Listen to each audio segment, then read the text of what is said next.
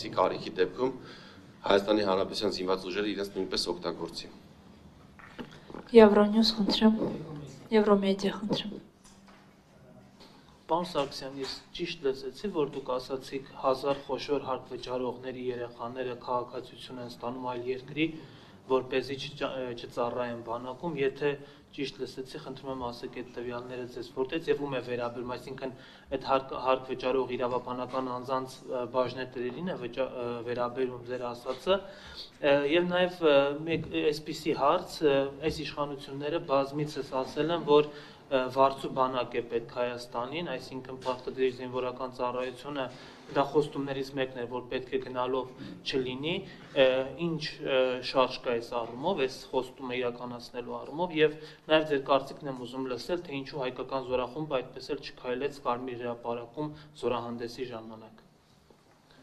Սկսեմ առաջի հարցից, երբ խոսք է գնում սոցիալական անհավասարության մասին, որ կծառայեն ֆինանսապես ոչ ապահով քաղաքացիներ եւ հարուստները ճակերտների մեջ չեն ծառայի,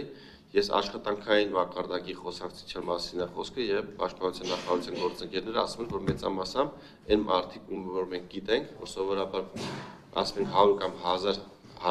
խոշոր հարկվճարողները, ենթադրաբար նրանք մեծ կարողություններ ունեցող անձինք են Հայաստանի Հանրապետությունում, նրանց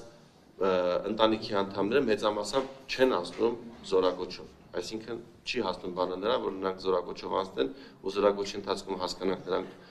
զորակոչի ընթացքում են ազատվում օրինակ առողջական խնդիրներից ելնելով, թե ինչ որ այլ ճանապարհով են փորձում խուսափել։ Տեսնում ենք, որ նրանք ուղղակի չեն հասնում զորակոչին, դա տալիս է նման կարծիք հայտնելու իրավունք, որ այդ մարդիկ իրենց հարցը լուծել են մինչև զորակոչի տարիքում հայտնվելը։ Ինչ վերաբերվում է պրոֆեսիոնալ բանակ ունենալուն, այո, մենք փորձում ենք հասնել նրան, որպեսզի Հայաստանի Հանրապետությունում պարտադիր զինվորական ծառայության ժամկետը նվազի եւ կամաց անցնենք մենք